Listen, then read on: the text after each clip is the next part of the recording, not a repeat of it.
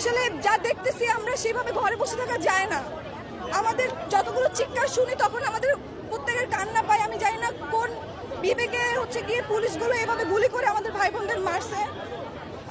আমরা নিজেরা যাদের বিবেক বোধ আছে তারা কখনো এসব মেনে নিতে পারবে না। তাই আমি আজকে রাজপথে আসছি। আসলে আমাদের আজকে যেই অবস্থা, এই পরিস্থিতি সব কিছুর জন্য সরকার দায়ী। সরকার যদি তার ক্ষমতা ঠিকভাবে ব্যবহার করতে তাহলে আজকে আমাদের এই আন্দোলনে এসে দাঁড়াতে হতো না এবং আমাকে এই ব্যানার নিয়ে দাঁড়াতে হতো না যে সরকারের পদত্যাগ চাই। সরকার তার ক্ষমতার অপব্যবহার করে আজকে আমাদেরকে এই রাস্তায় দাঁড় করিয়েছে।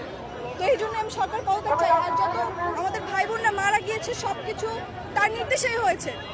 তার একটা ন্যায্য দাবি করেছিল, সেই ন্যায্য দাবি যদি সে সঠিক সময় পালন করত বা সেটা মেনে নিত তাহলে আজকে আমাদের এই ভাই বোনরা মারা যেত না, আজকে আমাদের এই রাস্তায় মিছিলে দাঁড়াতে হতো না এবং আমাকেও এই কথাটা বলতে হতো না। সরকার তার